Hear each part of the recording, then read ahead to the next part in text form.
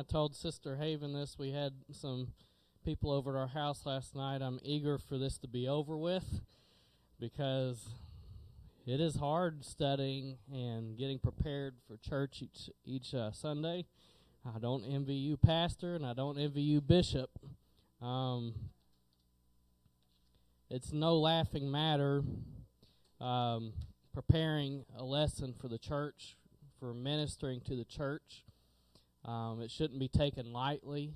Anything that I say, I even told them this last night, that I'm well aware that I'm held accountable for everything that I say before the church. If I teach you wrong things, then it's on my hands. It's on my head. So I have to take the time to prepare not only this lesson, but prepare myself to minister to the church so that I'm right with God and right with my brothers and sisters.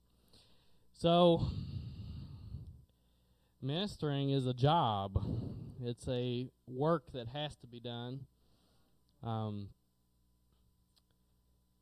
that being said, let's get into this. Good to see Pastor this morning. We're worried about you. Haven't seen you in a little bit. We're praying for you. Really good to see Brother Larry this morning. We missed you, brother. Missed you a lot. And we've been praying for you each service. Hopefully you have a way to watch the services. I don't know if you're on Facebook or not, or YouTube, but they're on there for you. We left off at chapter 5 last week. I don't want to spend too long on reviewing because I want to get through this third lesson, the work, and I believe we'll finish it. And hopefully next week we'll finish up this study. I know even when I say that won't happen. But we have one more lesson after this, the revival portion of Nehemiah. I broke it into the 4 chunks. We have the call of God, the means of God, the work of God, and the revival God desires. So chapters 3 through 6 deal with the work that is being done. Chapter 3 we talked about, it was kind of like a genealogy, but not really a genealogy. It was more of a historical record of who built what on the wall, how long they built, and how far they built, what was their family name. And we talked about how that really meant something in Jesus' day, because these were the names of the families that would have still been in Jerusalem at that time. And you kind of had some oomph behind your name if one of your family members in the past was part of rebuilding this wall. Maybe some of the Pharisees came out of this. Maybe they had that bragging right. Well, my great-grandfather helped rebuild this wall, so we don't know. Doesn't mean much to us, but it means a lot to these people back in Jesus' day. So there's a reason why the Jews take the time to record these family names. Why Nehemiah took a whole chapter. That's a lot of real estate in the Bible. A lot of real estate in a scroll that they don't have a lot to write in. But he found it important enough to write down these names, even though it's boring to us. But he gives us a full count. If you can bring up that last slide, just bring up the slide of the city. So he goes all the way around the city recording who it is and who's building what. And if we study the maps, we can understand what he's talking about, what gate is what. But we have to take the extra time to study it because we don't off our hand know where the horse gate is. That means nothing to us in America. We have to study extra in some portions of Scripture. Chapter 4, we got into some of the difficulties that they were facing while they were building. And especially the enemies that were coming against Nehemiah in this day. They weren't very happy that they were rebuilding this wall. Remember, we talked about this wall represented the strength of the nation. It represented the strength of the God of Israel. And for the enemies to see that God was blessing them, it meant that there was the people of God were resurfacing, that there was again once this nation that was to be reckoned with. These enemies were lifetime enemies. They're enemies through the generations. And we saw this in the book of Deuteronomy and in the book of Joshua, where Moses is about to enter the promised land. They faced off on these enemies. He's tried to go through these lands that they're not letting them. We see the Ammonites and the Ashdodites and some of these nations that weren't very friendly to Israel at all. And God cursed them, basically, saying, you'll never be a part of my people. We'll always be enemies because you have not blessed my people. And that's kind of the way that God dealt in the Old Testament. So we see this again. This has been some 800 years or so, possibly more, since they crossed over into the Promised Land, and they're still enemies to this day. I'm trying to think of a good example today, but there's not any good example. Chapter 5, we'll just go ahead and get into chapter 5. I'm going to teach on chapter 5 and 6 today. Chapter 5 deals with the suffering that accompanied the sacrifice of the builders. But as we will soon find out, this suffering was not necessary. This suffering was not even due to those that opposed the work. Not Tobiah, not Sanballat, not the Ashdodites, and not the Ammonites. This suffering of the builders was due to their own brothers and sisters' actions. Family can hurt you the worst. Church, the bottom line of chapter 5 is we can deal more damage to one another than Satan ever could. And isn't that the truth? How much family can hurt you? It's people that love you the most that can hurt you the most. How careful we need to be with our brothers and sisters, with the way that we approach one another. Not only that, but we always have to be the bigger person.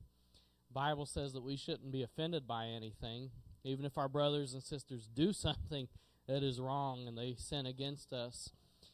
We shouldn't hold bad feelings towards one another, and we should be the one that's choosing to not be offended, even though we have every right to be offended. Let's read in chapter 5, verse 1. Now there arose a great outcry of the people and of their wives against their Jewish brothers. For there were those who said, with our sons and our daughters we are many, so let us get grain, that we may eat and keep alive. What are they saying here? We don't have any food to eat. We're over here building this wall. We're laboring day and night, and we're starving to death. And they're going to tell you why we're starving to death here in a moment. There were also those who said, we are mortgaging our fields, our vineyards, and our houses to get grain because of the famine. Does anyone know what that means, mortgaging their fields? Anybody ever played Monopoly in here? And you get down to where you can't pay rent anymore and you have an option to mortgage your properties for a certain amount of money.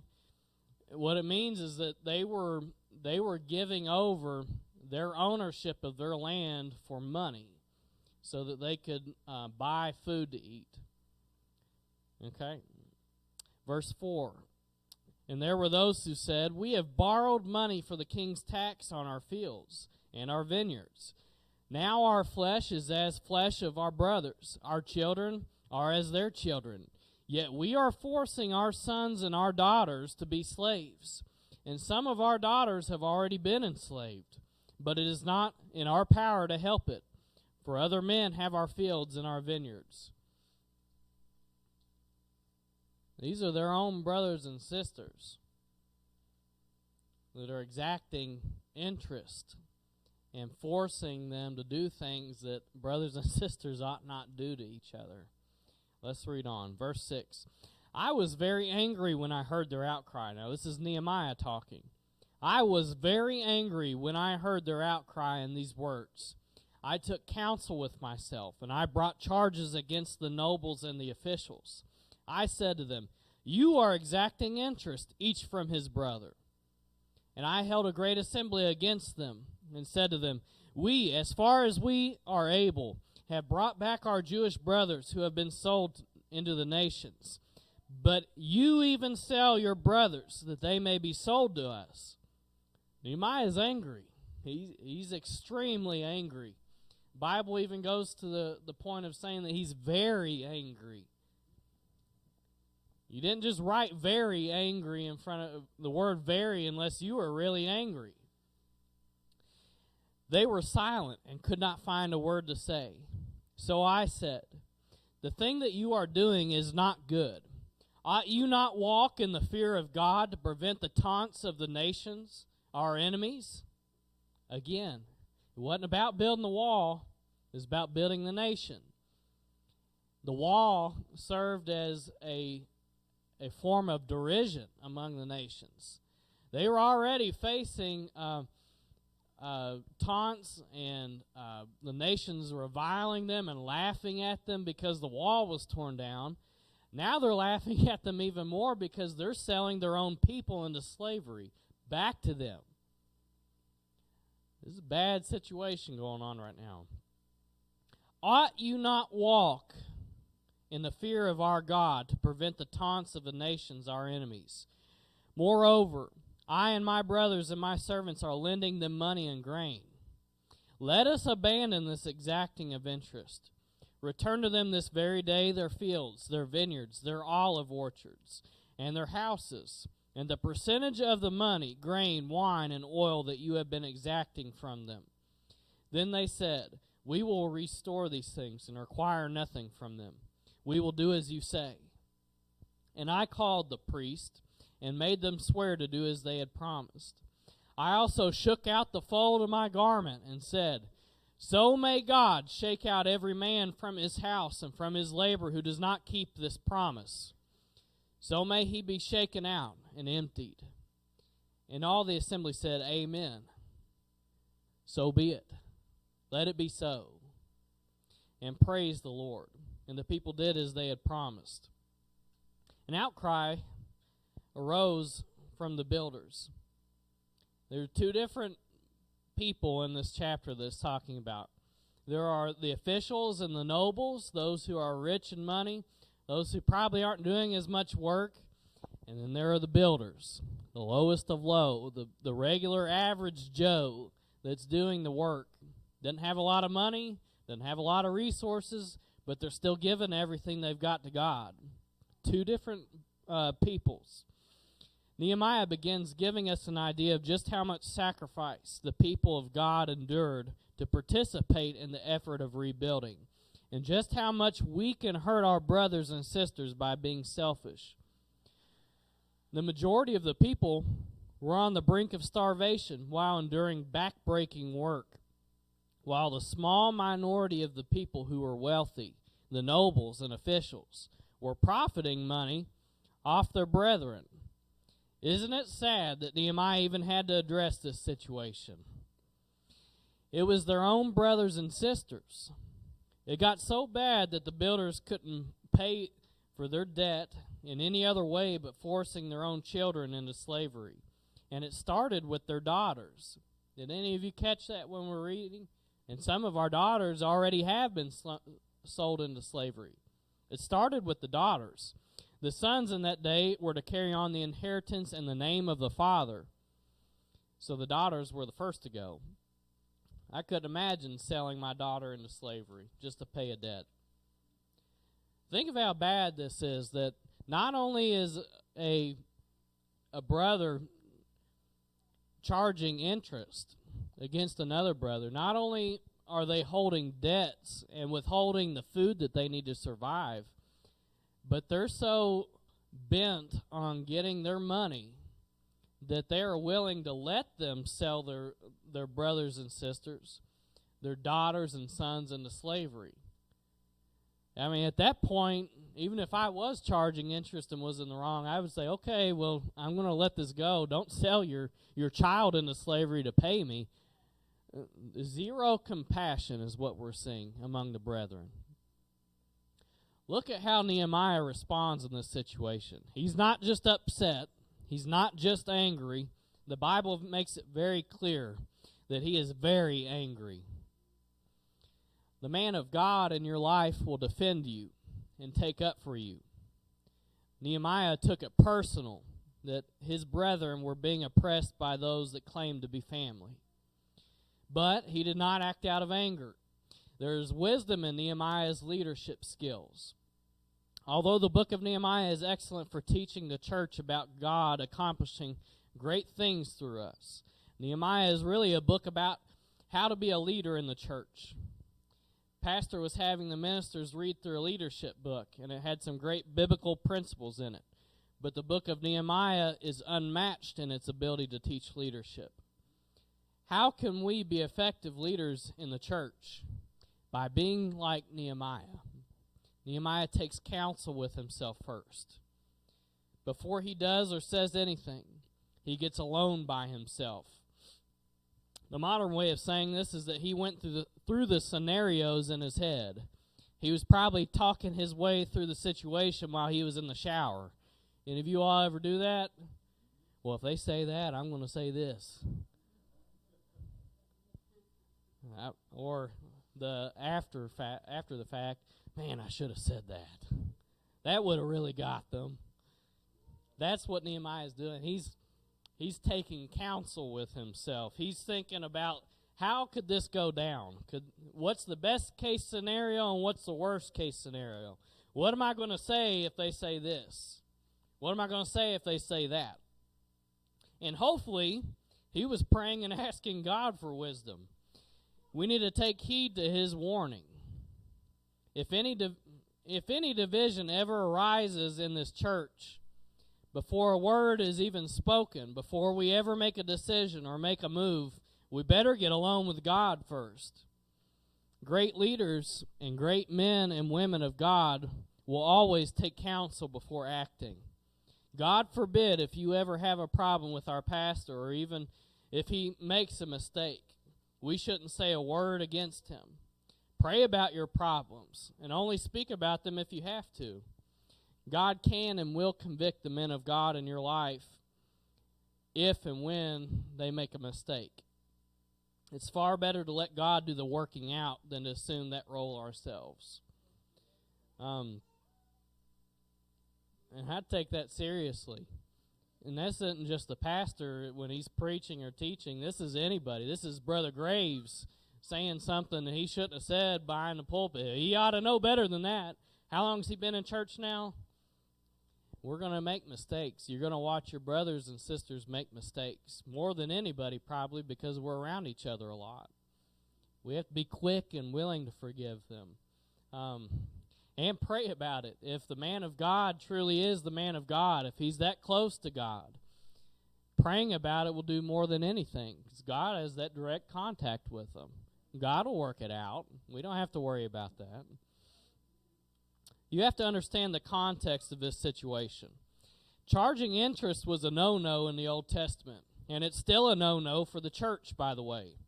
God specifically commanded Israel in their law. In Exodus 22:25, if you lend money to any of my people with you who is poor, you shall not be like the moneylender to him, and you shall not exact interest from him. That goes for today, too. If you ever lend someone something in the church or even in the world, you better not be charging interest on it. That's what this is saying. The purpose of charging interest is so that you profit off of someone else's hardship. That's not just about money, but the Bible even goes as far to say that if you let someone borrow something from you, it ought to be like you're giving it to them. Don't even let them borrow it if you're not prepared to let it go and never see it again. Pretty plain and simple. You let someone borrow your mower, your little push mower, you better be ready to part ways with it. You may never see it again. Or your hedge trimmer that your neighbor still hadn't given back to you. Don't be worried about that. You let them borrow it. Under our Bible, you have to be prepared to part with it. It's like you're giving it to them. Same with money. And I don't recommend you let anyone borrow money unless you have to. But instead of letting them borrow it, give freely of yourself. If someone's in need of money, if your brother or your family's in need of it, don't even give to them prepared to receive it back. You better just give it and forget about it. It's gone. Give freely of your heart. God will bless you for that. He loves a cheerful giver, doesn't he? The rich and apparently the priests were breaking God's law by exacting interest. We need to learn from their mistakes just how much you can hurt your brothers and sisters by being selfish. We have the ability to squash our brother's faith and the power to quench revival. If we are ever to succeed, we must elevate our brethren above ourselves and become servants to one another. You see, this went beyond money. The nobles were willing to see their brothers and sisters sold into slavery and didn't feel a bit of remorse for it. Are we the same way when we watch our brothers and sisters struggling in sin and would rather gossip about them than pray for them? Are our own siblings in Christ bound in captivity of sin, and we won't even give them what they need to be free? Or what about withholding forgiveness from our brethren? By doing so, you've not only repaid your brother evil for evil, but you've enslaved yourself to sin. We can have an incredible impact on those around us. We can grow and build our brothers and sisters, or we can tear them down. This is exactly what we see in the book of Nehemiah. Be your brother's keeper. I've brought this up several times in the book of Genesis, when Cain has committed murder, killed his own brother, and God comes to him and says, "Where is your brother Abel?" And Cain says, "How should I know? Am I my brother's keeper?" Absolutely, you are your brother's keeper. You ought to have your brother's back. I know these are simple little teachings that I'm gleaning from the book of Nehemiah. These are basic teachings that we think shouldn't even have to be brought up. And Bishop said Wednesday night, I feel ashamed in even talking about it. It's so simple, but we shouldn't feel that way about anything in the Word of God. It's all important. Even after talking about something as simple as Daniel and the lions, then there's still something to be gleaned from that after 70 years of being in church. There's never a point in time that we can look at the Bible and have learned it all. We can never understand it all. Bishop said, and I'm very curious of what it is, that he learned something new, saw something he'd never seen before when studying, I think it was one of the Thessalonians, I don't know which it was. I want to know what that is, because if he hadn't seen it in 70, 80-some years, I want to know what it is.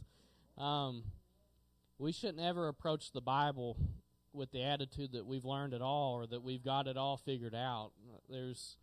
We're never going to have it all figured out. So it doesn't hurt talking about how we should treat our brothers and sisters. And Nehemiah is good at teaching us these things. Let's look at verse 14. Moreover, from the time that I was appointed to be their governor in the land of Judah, from the 20th year to the 32nd year of Artaxerxes the king. So Nehemiah is skipping ahead a little bit. Even though we're in the middle of building, he's clearly writing all of this many years from now. Anybody see that before? This is just a little tiny detail that tells you how many years this writing was probably written. He may have had his notes from when they were building, but the entire book of Nehemiah was probably compiled at the end of it all, after it's all said and done. So, little tiny details in there. 12 years. That's how long he was governor. Nehemiah was a political leader in this nation. Now remember, from the time that they were carried off into captivity until today, they've had no king. They have a president today or a prime minister, but there's no king of Israel. And I'll tell you why. It's because there is a king of Israel. His name is Jesus, the Messiah, and he's still reigning, and he always will reign. There will be no end to his reign. But from the time that they're carried away, there is no political monarch in Israel. There's no king. There are political leaders under Persia, So Nehemiah has been set up as a political leader underneath the Persian Empire. So in their eyes, this was their leader. This would be comparable to their king. Nehemiah is in the highest authority of that area that one could be. Does that make sense? So 12 years Nehemiah is governor. Neither I nor my brothers ate the food allowance of the governor. The former governors who were before me laid heavy burdens on the people and took from them their daily ration, 40 shekels of silver. Even their servants lorded it over to the people, but I did not do so because of the fear of God. The governors that were over these provinces had a right to demand food and money every single day from the people. It was like a form of taxation in that day. In those days, if you did not work, then you could not eat. I wish that was true today. We'd have a much better society, wouldn't we? It's not the case today. But back in that day, if you did not work, you would not eat. Governors and those of nobility were given a free pass. The food allowance is basically saying that the governors were not required to work, not as the common folk. Nehemiah is showing us that even though he could have done this and hurt his brothers, he chose not to out of the fear of the Lord. Nehemiah was a man who led by example. He was not willing to ask anyone to do anything that he himself was not willing to do. Nehemiah is literally spelling out the exact ingredients for godly leadership. Look at verse 16. I also persevered in the work on this wall. That's a true leader right there. He's not just telling people what to do. That's what a manager does. A boss or a manager will tell you what to do and expect it to be done. A leader will tell you what to do and show you what to do. Lead by example. There's a difference. I also persevered in the work on this wall, and we acquired no land, and all my servants were gathered there for the work. I could go deeper into this. I don't want to spend time on it, but they viewed land ownership a little bit different than we did in that day as well. You didn't exactly have to own land to build a house on it. I wish it were that way today too.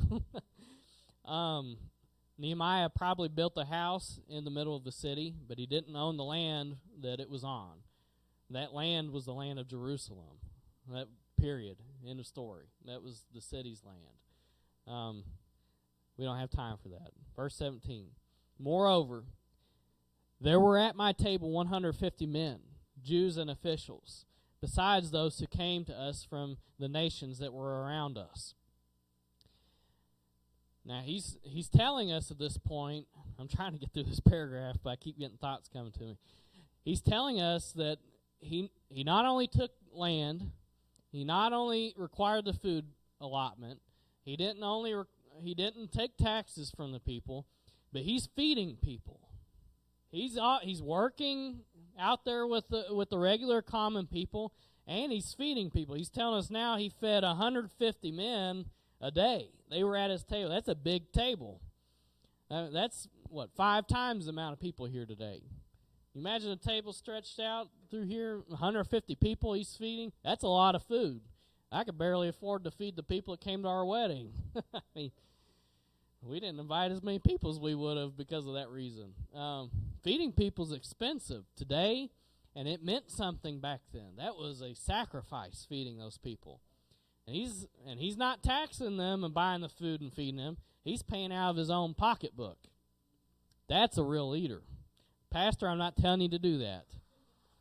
You shouldn't have to do that. Nehemiah went above and beyond. Let's keep going before I get myself in trouble. Verse 18, now what was prepared at my expense for each day was 1 ox and 6 choice sheep and birds. Can you imagine buying a bull to feed the people with?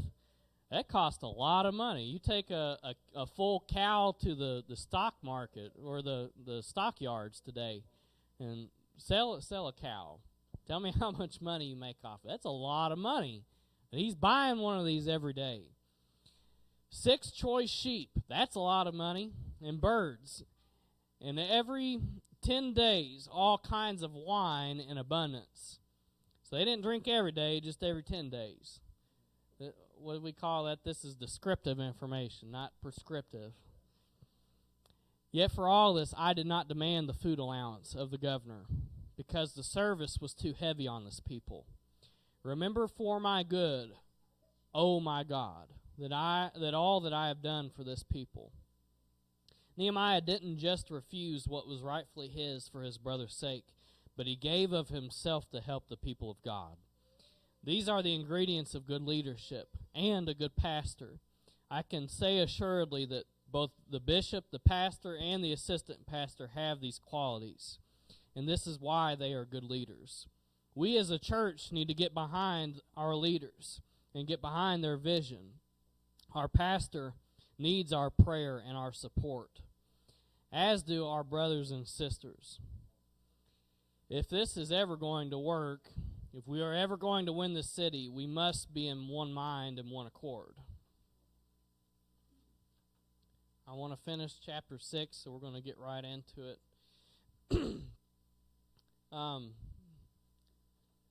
So, how do I do this? It was, help me remember somebody who divided the chapters of the Old Testament. Masoretic text. They first divided the Old Testament into chapters and verses so that they could find the areas easier. You imagine scrolling through, I think it was 2 scrolls of Isaiah, trying to find that one verse that someone had quoted in a message 2 years ago. It'd take you ages, probably all day. So it was a tool that they used to divide Scripture to help us. The verses and chapters are not, they're arguably not divinely inspired. The text is, but the numbers that are in it are not. However, I think that whoever divided Nehemiah did a very, very good job dividing it topically on what is happening. So, for example, chapter 3, what was a record of the building. Chapter 4 was some struggles that they faced collectively. Chapter 5 was on struggles that they faced because of their brothers and sisters. Chapter 6 is going to be divided on struggles they faced because of the surrounding nations. So whoever divided it was very well versed in Scripture, and they had a good idea of the overall message of Nehemiah. So I wanted to point that out. Sometimes the chapters and verses are not a good thing. Sometimes they are a very good thing. And they did a good job in Nehemiah. Like, props to whoever that was. Chapter 6, verse 1. Now when Sanballat and Tobiah and Geshem, the Arab, and the rest of our enemies that heard that I had built the wall, and that there was no longer any breach left in it, although up to this time I had not set up the doors and the gates. Sanballat and Geshem sent to me, saying, "Come and let us meet together at Hakkephirim." Anybody got a better pronunciation for that? Hakkephirim, in the plain of Ono. I meant to put a map up for that. I had a map for that. Maybe we can revisit that next week. How far away this was. It wasn't that far away. It looks like it's far away if you're looking on a map, but in reality, it was roughly the distance of walking to Cynthiana from here. So, fairly close, I believe. But they intended to do me harm. And I sent messengers to them, saying, I am doing a great work, and I cannot come down. Why should the work stop while I leave it and come down to you? And they sent to me 4 times in this way, and I answered them in the same manner. In the same way, Sanballat for the 5th time sent his servant to me with an open letter in his hand. In it was written, "It is reported among the nations," and Geshem also says it, "that you and the Jews intend to rebel. That is why you are building the wall. And according to these reports, you wish to become their king. And you have also set up prophets to proclaim concerning you in Jerusalem, there is a king in Judah. Remember what we just talked about. They hadn't had a king in Judah. They had a political regime that was taking place, no king. That meant something, having a king. And now the king will hear of this report. He's talking about the king of Persia, the emperor. So now come and let us take counsel together. Then I sent to him, saying, no such things as you say have been done, for you are inventing them out of your own mind. You're making them up. For they all wanted to frighten us, thinking, their hands will drop from the work, and it will not be done. But now, O God, strengthen my hands.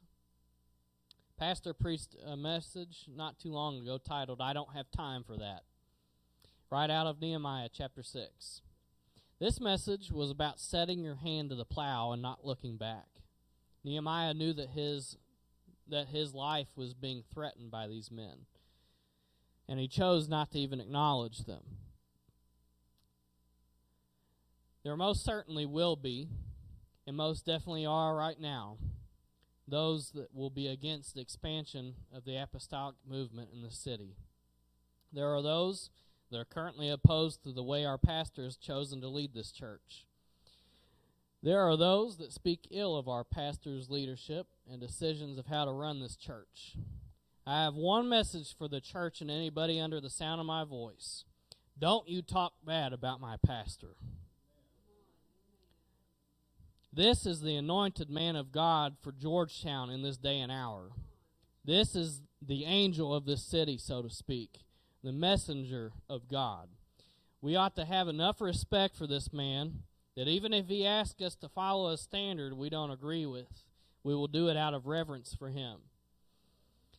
I will never forget the bishop's standard about going to the movie theater. He said, if you ever do anything just for me, then don't go to the movie theater. Do you remember saying that, Bishop? You said that, and I remember.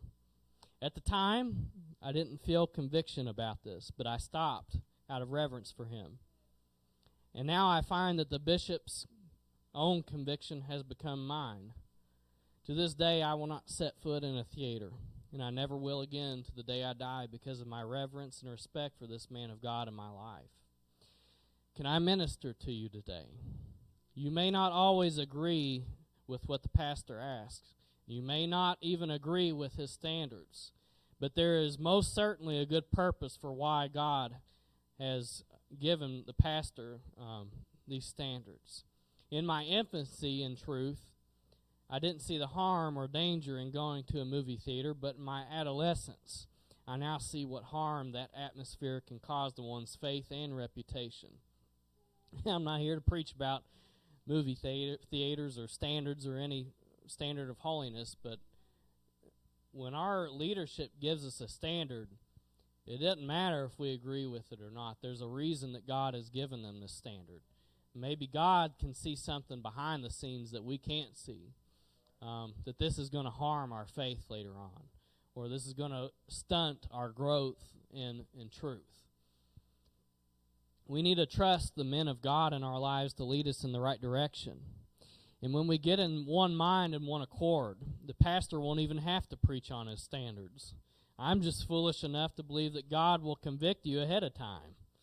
Submit yourselves to the pastor, and eventually his convictions will become your own. I don't know how I got all that out of verse 1 through 9, but that's what I felt the Lord telling me to write when I was writing this. And I believe that wholeheartedly, that we need to get behind the pastor. And if you don't agree with the pastor, and don't speak ill of my pastor. Don't talk bad about him. Not in front of me, not in front of anybody. That's all I'm going to say about that. That's what Forrest Gump said. Y'all remember that? That's all I got to say about that. Period. Into the sentence. Pastor, don't come down from the wall to acknowledge those that oppose you or speak ill of you. Don't give them an ounce of your attention or worry. God has charged you with a calling in the city, and has entrusted you with the means of accomplishing the work. When others speak ill of you, remember that they aren't the ones God called for the task. Their foolishness will be their own demise. Let God strengthen your hands. Verse 10. Now when I went into the house of Shemaiah, the son of Deliah, son of Mehetabel, who was confined to his own home, he said, Let us meet together in the house of God, within the temple. Let us close the door of the temple, for they are coming to kill you. They are coming to kill you by night. But I said, Should such a man as I run away? And what man such as I could go into the temple and live? I will not go in. And I understood and saw that God had not sent him, but he had pronounced the prophecy against me, because Tobiah and Sanballat had hired him. For this purpose he was hired, that I should be afraid and act in this way and sin, and so they could give me a bad name, in order to taunt me. Remember Tobiah and Sanballat, O my God, according to these things that they did, and also the prophetess Noadiah, and the rest of the prophets who wanted to make me afraid. Pastor, I'm ministering to you this morning. Pastor, am I free to encourage you this morning? Hold the line. Don't give in where a firm hand is needed. Don't be afraid to stand your ground on a matter of truth when God has called us to solidarity. All it will take is one act of retreat, one instance of spinelessness or timidity to prove to the world and all the onlookers that this church is not legitimate in God's eyes. Stand your ground on the matters of truth. I encourage you and the leaders of this church by the word of Moses and Joshua. How many times did he say, be strong and courageous? Deuteronomy 31, verse 6. Be strong and courageous. Do not fear or be in dread of them, for it is the Lord your God who goes before you, who goes with you. He will not leave you or forsake you. Verse 7.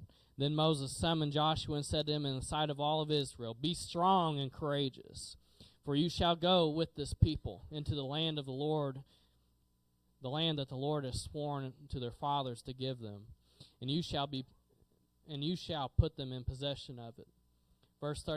Chapter 31, verse 23. And the Lord commissioned Joshua, son of Nun, and said, Be strong and courageous, for you shall bring the people of Israel into the land that I swore to give them. I will be with you.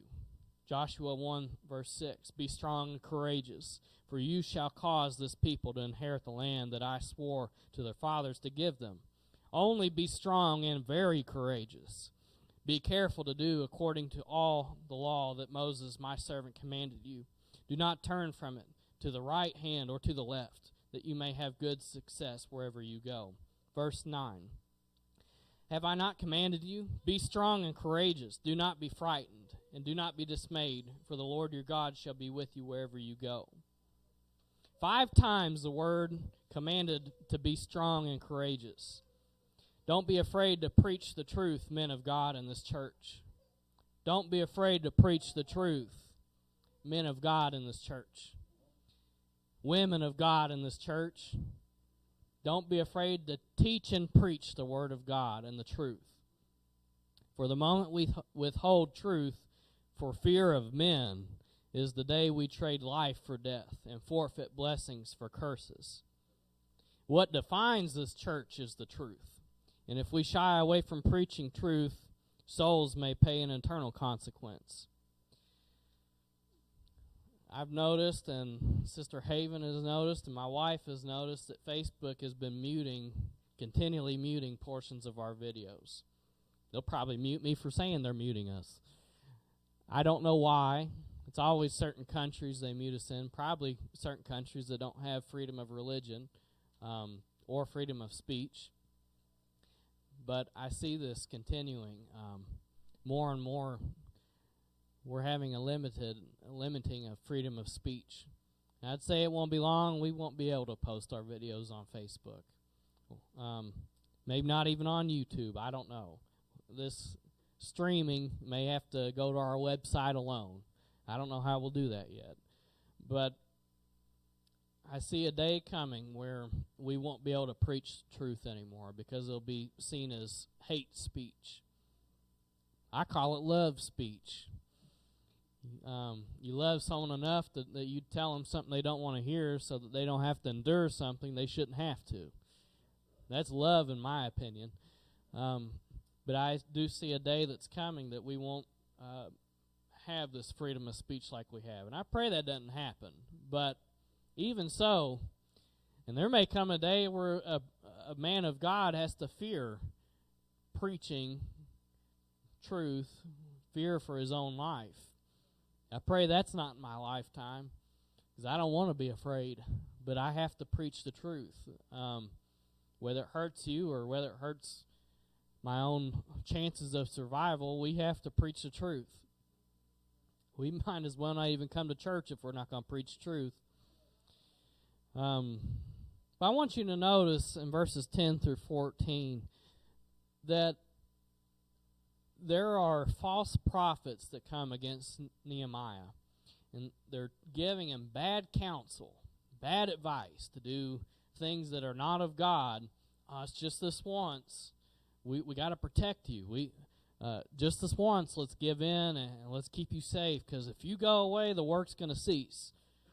And it sounds good in the moment, and there's just something not right about it. We have to be unwavering, uncompromising when we preach the truth. I can't remember. It was Billy Graham that said, and whether you agree with his ministry or not, he had wisdom in what he said. When they were about to go up an elevator, it would always be one gender in that elevator, a group of men going up. And if one woman wanted to enter the elevator, he would make all of the men exit the elevator and let the woman go up alone. Because he told his men and women in ministry that they had to be beyond reproach. And I believe that's true today. I feel very strongly about a man and a woman being alone in this church together. I'd rather step out of the building. Not because I distrust my brothers or sisters, but because there are onlookers. There are those that see, well, brother so-and-so's in there with sister so-and-so. I know that they're both married, but not to each other. We have to be beyond reproach in the ministry as well. Nehemiah had a chance to throw it all away. That's all it would have taken, going in that temple for one night just to stay safe. And he would have lost the respect of the officials in that city, the nobles, and the builders. His ministry would have been compromised. So we can't be like that. Don't do that, y'all. Don't compromise. Verse 15, and I'm almost out of time. So the wall was finished on the 25th day of the month Elul in 52 days. Completed. And when all our enemies heard of it, all the nations around us were afraid and fell greatly in their own esteem, for they perceived that this work had been accomplished with the help of our God. I want to pause here and say, this whole time, those that opposed the work were feeding these lies, even using the Jews on the countryside to come into the city and feed lies to the people. You can't do this. The work's too great. The rubble's too much. The people are too few. You're not going to be able to accomplish this. And it's very discouraging to hear these things. But notice who it is that their esteem fell after the work was completed. It was all those that opposed the work, all the enemies. It says that their esteem fell. They were afraid and fell greatly in their own esteem, for they perceived that this work had been accomplished with the help of our God. That's what it does. That's how God turns things around when you have enemies that are preaching against you and feeding lies, saying it ain't going to happen. When it does happen, they're going to be the ones that are falling in their own esteem, because they'll know assuredly it was impossible. What they set out to do was impossible, but they did it anyway. It's because of their God. It will be for our God's own glorification that this church is built out on that property. And when it is built, it won't serve to glorify us, but it will be to glorify our God. And people will know assuredly it was their God that caused this to be able to happen. Moreover, in those days, the nobles of Judah sent many letters to Tobiah, and Tobiah's letters came to them. Notice what's that saying? There were nobles in cahoots with the enemy. There be people, I pray that's not true for our church, but were those among them, their own nobles were in cahoots with the enemy all along. It's all coming out now. Oh, you've been sending letters this whole time, been talking about me. For many in Judah were bound by oath to him, because he was the son-in-law of Shechaniah, the son of Era, and his son Jehohanan had taken the daughter of Meshullam, the son of Berechiah, as his wife. Now to us that doesn't mean anything, but to them this was one of their officials that was conjoined. Their families were married. This is one of the officials of Jerusalem, that their son and daughter had intermarried with the enemy. So this is all coming out. Also they spoke of his good deeds in my presence and reported my words to him. And Tobiah sent letters to make me afraid. They were really out to get Nehemiah. Talk about discouraging. You're over here doing a work for God, and they're talking about your enemy like he's the best thing since sliced bread right in front of you all the time. That gets discouraging. I'll open up the floor for any questions. Does anyone have more comments on the book of Nehemiah? Anything that we've covered, anything that sparked your interest? Surely. I must be a really good teacher. Oh, never mind. Brother Bradshaw.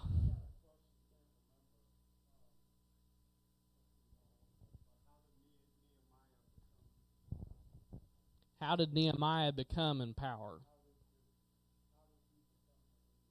How did he become the leader? So we see that in the beginning of the book of Nehemiah that he's cupbearer to the king, and he's serving already in a position of power. It may not have been political power, but it was a position of influence that he had with the king. So he's already in direct contact with the king, and that doesn't happen a lot. Very few people would have been in the king's council. So when Nehemiah gets sent back to Jerusalem to do this work, he wasn't already appointed governor. He just went as an official, a representative on a committee to rebuild the wall. It doesn't really say how he was appointed governor, but somewhere along the lines, and remember how I said that Nehemiah is interrupting the story to tell something in the future. He talks about 12 years that I served as governor. And then he finishes off chapter 6 by saying after the 52 days. So he pauses in the middle of his retelling to tell about something that happens in the future. So we're not really given this information about how he was appointed governor, but somewhere along the lines, the king appointed him governor of Jerusalem. That's the best I got. Anybody else got anything better? That's all I know from my study. That's a good question, though. It would have had to have been from the king, though. Any other questions or comments?